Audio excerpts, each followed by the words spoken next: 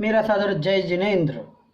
और आज हम पढ़ने जा रहे हैं स्टोपदेश का 43 नंबर का 43वें नंबर का श्लोक, उसका अर्थ समझेंगे। तो आइए चलिए शुरू करते हैं। सबसे पहले शुद्ध उच्चारण करेंगे, इसके बाद अर्थ समझेंगे। तो शुरू करते हैं। यो, ठीक है, यो यत्र निवसन्नास्ते स तत्र कुरुते रतिम्। यो यत्र निवसन्नास्ते स तत्र कुरुते रतिम्। यो यत्र रमते, यो यत्र रमते तस्मा, यहाँ तक पढ़ेंगे तस्मा, ठीक है।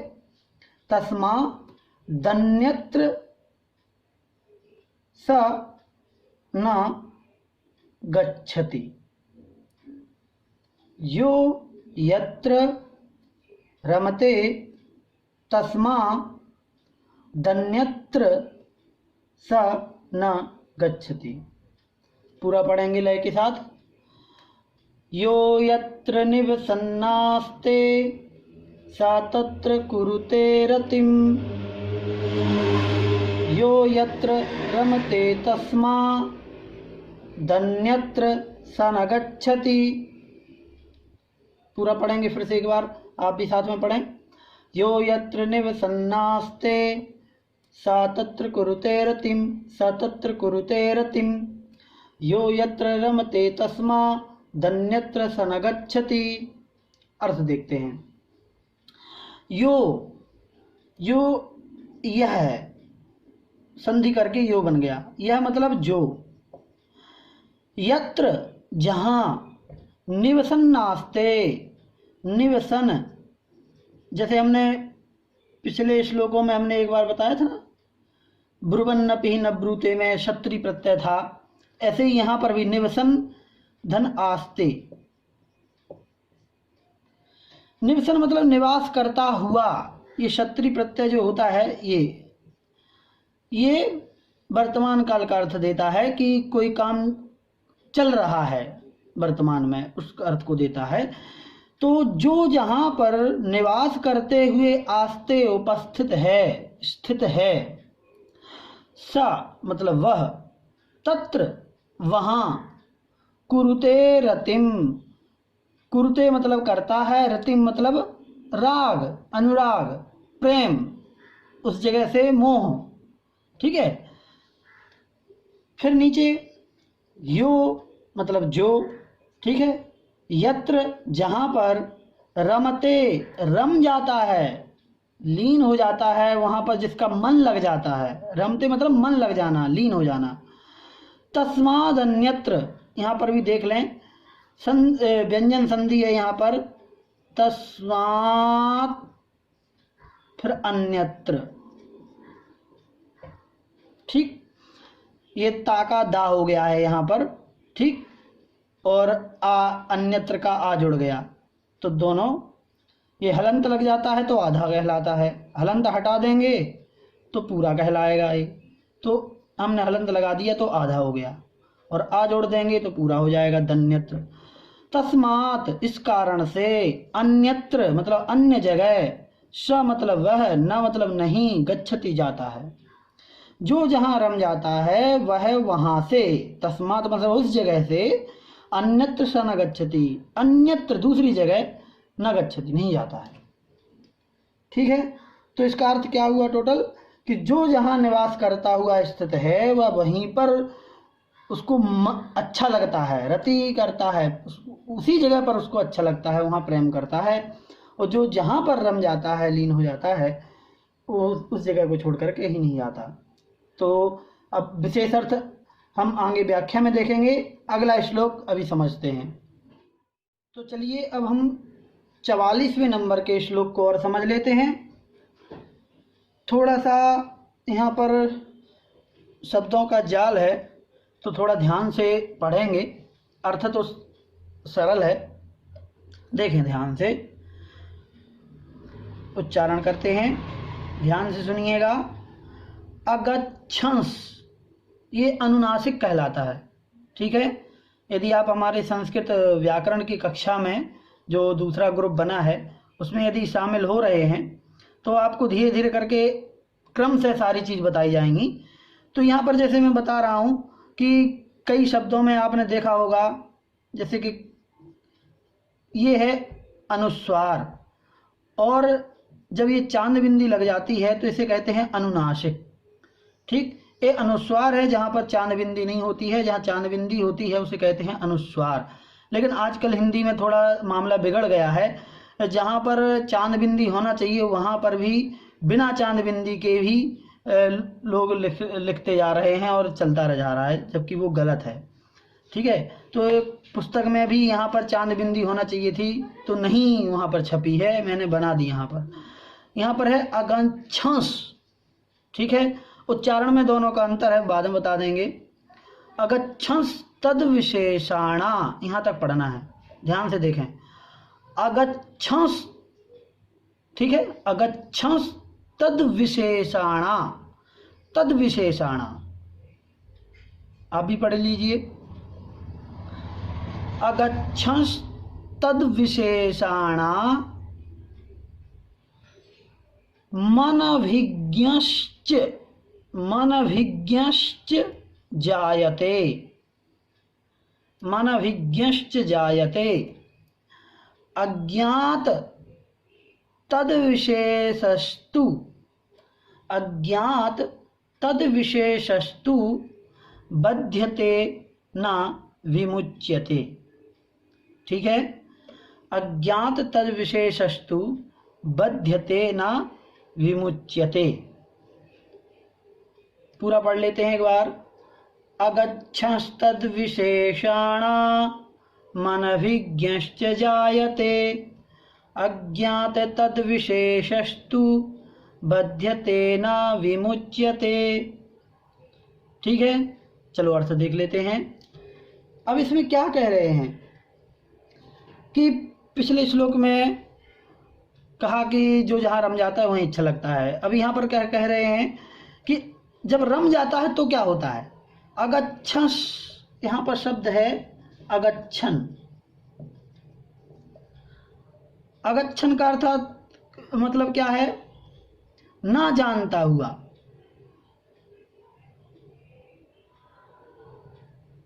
ठीक है। क्या है, ना जानता हुआ। वैसे अगच्छन जैसे कि अभवन शब्द आया था, ये गच्छन शब्द का भूतकालिक शब्द है। गच्छन मतलब होता है जाता हुआ, जाना अर्थ में आता है, लेकिन यहाँ पर ज्ञान अर्थ में लिया गया है इसको।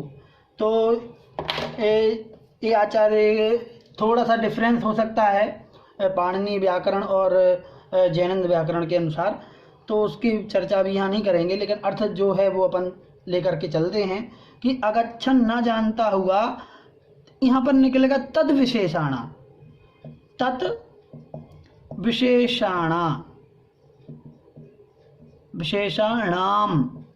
ये जो माँ है ना, इस माँ को आधा माँ हमने इधर ले लिया और आ लेकर के अनभिज्ञ, ये शब्द यहाँ बन जाएगा अनभिज्ञ, ठीक। तो ना जानता हुआ तद विशेषाणाम, उन विशेषताओं को, उन विशेषताओं को ना जानता हुआ। किन की विशेषताओं को, वस्तुओं की, पुद्गलों की, उनके क्या गुण पर्याय जो हैं उनको ना जानता हुआ अनभिज्ञ जायते। अनभिज्ञ, ये जो शा है इसका विसर्ग हो गया और चा, ठीक। और जायते मतलब होता है, हो जाता है। अनभिज्ञ हो जाता है, अजान हो जाता है, अनजान, ठीक है, कि हमें पता ही नहीं, कुछ मान लो कुछ नहीं जानते, ऐसा बन जाता है। कब, जब वो रम जाता है, ठीक है। फिर अज्ञात तद विशेषस्तु, और जब वह उन विशेषताओं से, तद विशेष वही शब्द है यहाँ पर, कि उन विशेषताओं के द्वारा अज्ञात, अनजान हो जाता है। तो ऐसे अनजान हो जाने पर और अनभिज्ञ हो जाने पर बध्यते ना, वह कर्मों से बंधता नहीं है। बल्कि क्या होता है, विमुच्यते, छूट जाता है। जब वह बाकी सारे पुद्गल द्रव्य अन्य पदार्थों से, पर पदार्थों से छूट जाता है, संबंध तोड़ देता है, और फिर क्या होता है कि उनकी सारी विशेषताओं से दूर हो जाता है, तो फिर वह उन सारे पुद्गल संबंधी जितने भी कर्म बंधने वाले थे उन सारे बंधों से छूट जाता है, और जो कर्म बंधे हुए हैं वो भी छूट जाते हैं साथ में। मतलब आश्रव भी हो जाता है, संवर भी हो जाता है, और निर्जरा भी होती है। तो इस प्रकार से इन दोनों के अर्थ हैं। आगे थोड़ा सा व्याख्या और समझते हैं, चलिए।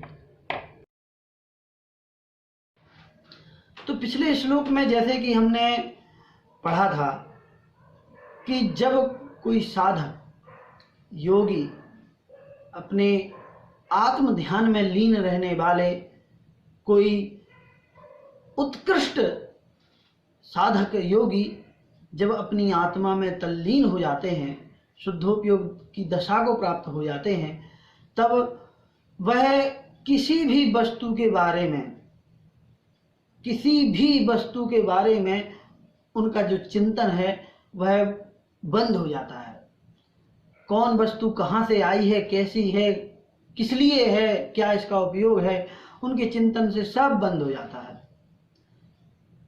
इसलिए वहां पर कहा था कि अपने शरीर को भी वो नहीं जानते हैं। उस समय उनके शरीर में क्या चल रहा है उनको कुछ नहीं पता होता है। शरीर को तो छोड़िए, आत्मा के बारे में भी आचार्य श्री कहते हैं कि वो आत्मा के बारे में भी इन बातों को नहीं सोचता कि आत्मा कहाँ से आई है, कहाँ जाएगी, क्या है ये।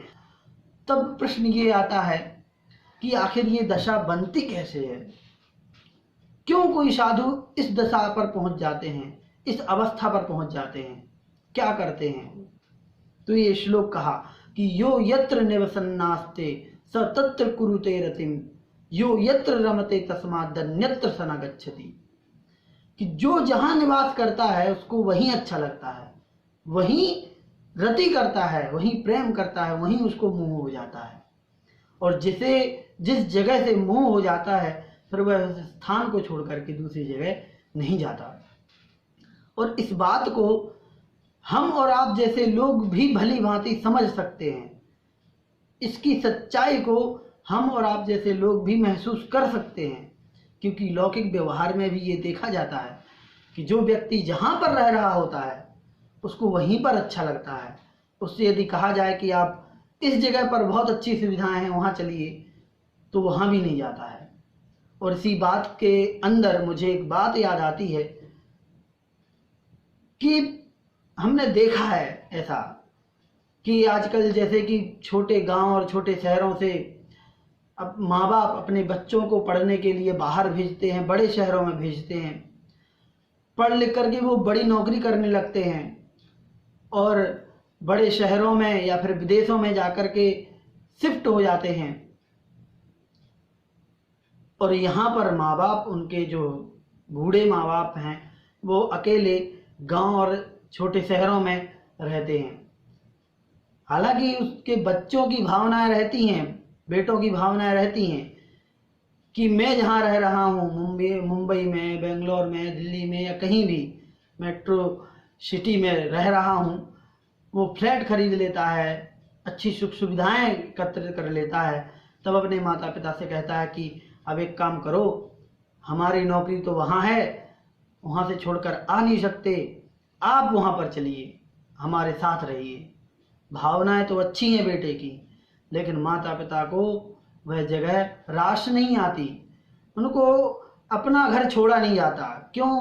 क्योंकि वो जिंदगी भर उसी घर में रहे हैं, इसलिए वो घर उनको छोड़ते नहीं बनता है। वो कहते हैं कि हम अपने आप ही खुद कर लेंगे, जैसा बनेगा वैसा कर लेंगे, लेकिन ये जगह छोड़ करके हम नहीं जा पाएंगे, क्योंकि उस जगह पर जाकर के वो क्या करेंगे। उनको घुटन होती है उस सुख सुविधाओं के अंदर भी, उनको यहाँ पर अच्छा लगता है भले ही वो कष्ट में रहते हैं। ये सच्चाई है। और इसी सच्चाई को आचार्य पूज्यपाद स्वामी जी अध्यात्म में घटित करते हुए कहते हैं कि अध्यात्म के अंदर भी यही हाल है कि जब कोई साधु को आत्मा के रस का, आत्मरस, आत्मा के सुख का जो रस है ना, या आत्मा के रस का जो सुख है वो जब उनके लग जाता है, अनुभव में आ जाता है, तो फिर वो दूसरे रस में उनको कोई दिलचस्पी नहीं होती है, दूसरे सुख सुविधाओं में न कोई आनंद नहीं आता है। और एक बार जहां वो पहुंच गए फिर वहां से जाने की कोशिश भी नहीं करते। एक बार जहां जिस साधक को एक बार सिद्धोपयोग हो जाए, भले वो 1 सेकंड नहीं, 1 सेकंड के हजारों हिस्से के बराबर हो जाए, लेकिन एक उस दिशा को टच करके भी आ जाए तो फिर उनको बार बार वहीं जाने की लत लगती है, वहीं जाने की इच्छा होती है, फिर वो दूसरी जगह जाना पसंद नहीं करते हैं। ये भी अध्यात्म का एक अपने आप में एक आनंद जो है ना, वो बड़ा ही अलौकिक है। और हमने देखा है, आपने जैसे पौराणिक कथाओं में भी सुना है कि श्यालिनी खा रही है मुनिराज के शरीर को, शेरनी खा रही है, गजकुमार मुनि के माथे पर, सिर पर सिगड़ी रख दी है, जल रही है सिगड़ी, फिर भी मुनि के शरीर को पता ही नहीं चल रहा है, उनको शरीर में भान ही नहीं हो रहा है, ज्ञान नहीं हो रहा है कि क्या हो रहा है हमारे शरीर में। ये दशा हो जाती है। और हम सोचते हैं कि आखिर होता कैसे है, ऐसा क्यों हो रहा है। वो ऐसा इसलिए हो रहा है क्योंकि हमने उसका कभी अनुभव नहीं किया है, हमने कभी उस दशा को प्राप्त ही नहीं किया, कभी उस शुद्धोपयोग जैसी दशा को हमने कभी प्राप्त ही नहीं किया। इसीलिए हमें ऐसा लगता है कि ये ऐसा कैसे हो रहा है। हम आश्चर्य करते हैं उस बात पर कि आखिर सर पर सिगड़ी रखने के बाद भी उनकी ध्यान की जो तल्लीनता है वो टूटती क्यों नहीं, उन्हें जलन महसूस क्यों नहीं होती सिर पर। वो इसलिए नहीं होता क्योंकि उनका उपयोग, उनका ध्यान, उनकी लीनता आत्मा की तरफ चली गई है और शरीर में क्या हो रहा है उनको पता नहीं चलता। और फिर प्रश्न ये आता है कि फिर ऐसा होता क्यों है और हमें आश्चर्य इस बात का क्यों होता है। उसका यही उत्तर है क्योंकि हमने कभी उस दशा को प्राप्त नहीं किया। जिसने एक बार भी उस दशा को प्राप्त कर लिया होगा वो दोबारा वह प्रश्न नहीं पूछेगा। और दूसरी बात कि आपने देखा होगा, उदाहरण बहुत सारे मिल सकते हैं। हम एक मछली का उदाहरण ले लेते हैं। मछली पानी में रहती है, यदि उसको पानी से निकाल दिया जाए तो तड़पने लगती है। वैसे ही दशा योगी की होती है कि जब वह आत्मा में लीन हो जाते हैं ना, और फिर उनको जब बाहर निकाला जाता है तो फिर वो बाहर उनको अच्छा नहीं लगता है। तो इस प्रकार से इस श्लोक में बहुत ही महत्वपूर्ण बात कही। इसके आगे जब हम अगले श्लोक पर पहुंचते हैं, अगच्छंस तद विशेषाणा मनभिज्ञश्च जायते अज्ञात तद विशेषस्तु बध्यतेना मुच्यते, बध्यतेना विमुच्यते। अब इसमें क्या कह रहे हैं, सामान्य से तो समझ लिया हमने अर्थ। अब इसमें क्या कह रहे हैं, कहते हैं कि जिस साधु को या जिन मुनिराज को ध्यान की तल्लीनता में जब वो अपने उत्कृष्ट दशा में पहुंच जाते हैं, उच्चतम स्तर को छू लेते हैं, तब वह अगच्छंस तद विशेषाणा, बाह्य वस्तुओं के प्रति उनकी जो रुचि है वो तो खत्म हो ही जाती है। यहाँ तक कि बाहरी वस्तुओं के जो विशेषण है, जो उनका जो उनके प्रति जो उनका ज्ञान है वो उनका जानना बंद हो जाता है। विशेषताओं के ज्ञान से रहित हो जाते हैं, उनको पता ही नहीं होता है कि कौन सी वस्तु क्या है। इसीलिए क्या कहा है कि विशेषताओं को ना जानने के कारण से वह अनभिज्ञ हो जाते हैं वस्तुओं के प्रति।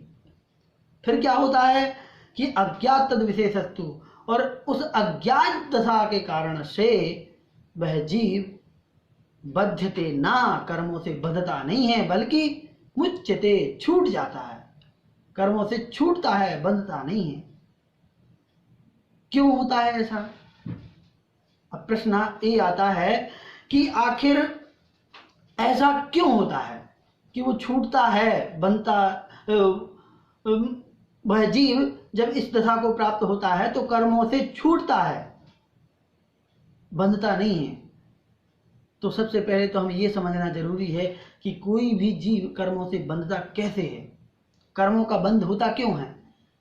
तो पहले भी कई बार बता चुके, कर्मों से बंधने का सिर्फ एक ही कारण है, वो है राग और द्वेष परिणाम।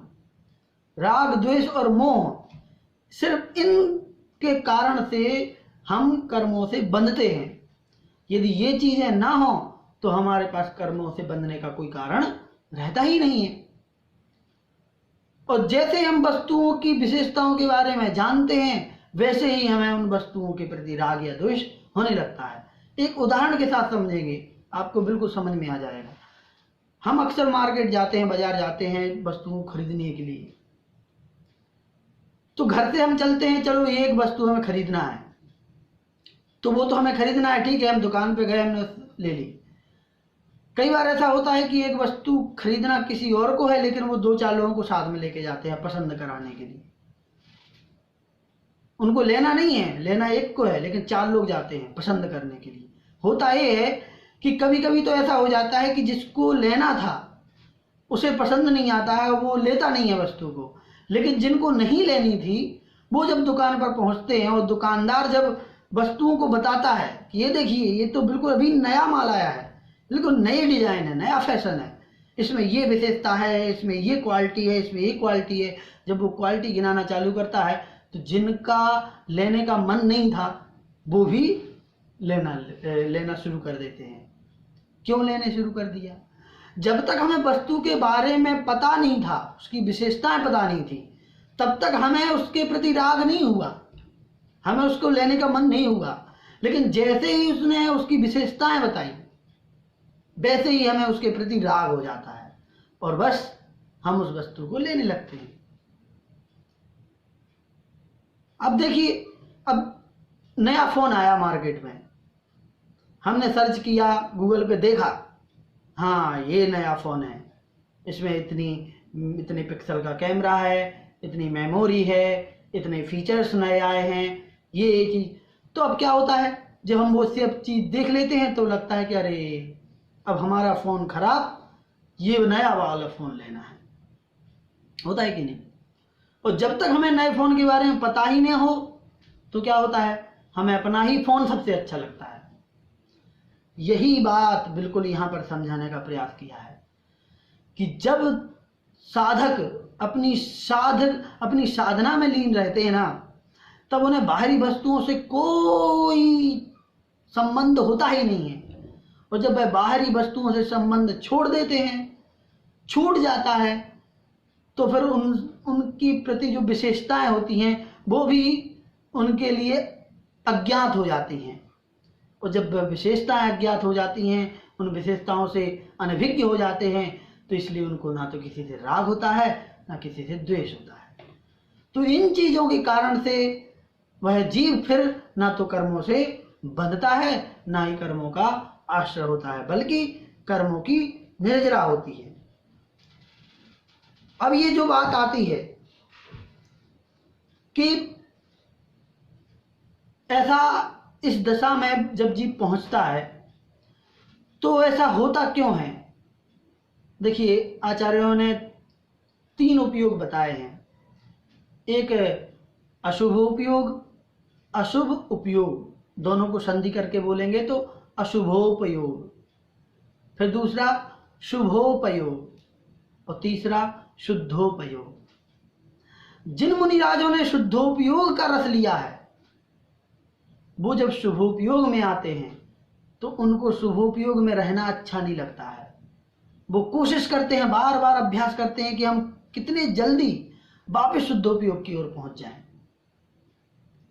उसी प्रकार से जब कोई शुभोपयोगी व्यक्ति, हम और आप जैसे कोई गृहस्थ श्रावक, जब शुभोपयोग में रहता है, स्वाध्याय, पूजा पाठ, मनन, ध्यान इत्यादि का अभ्यास करता रहता है, लेकिन जब कभी उसको किसी कारणवश अशुभोपयोग में जुड़ना पड़ता है, किसी से कोई बाहरी चर्चा करनी पड़ती है, तो उसे भी वहां अच्छा नहीं लगता है। उसे लगता है कि कब मेरा ये अशुभोपयोग छूटे और मैं शुभोपयोग की ओर बढ़ जाऊं। तो यही होता है उन मुनिराजों के लिए, इसीलिए तो वह कर्मों से छूटते हैं और हम सभी कर्मों से बंधते हैं। तो इन दो श्लोकों के माध्यम से हमें इतना जरूर समझना चाहिए कि ये तो प्रकृति का नियम है कि व्यक्ति जहां पहुंच जाए उसको वहीं अच्छा लगने लगता है, जहां रहने लगे फिर वो छोड़ता नहीं है। तो हमें निर्णय करना है कि हमें कहाँ रहना है, क्या लेना है, क्या छोड़ना है। तो आज की क्लास में इतना ही, अगली क्लास में और कुछ देखेंगे। तब तक के लिए जय हिंद।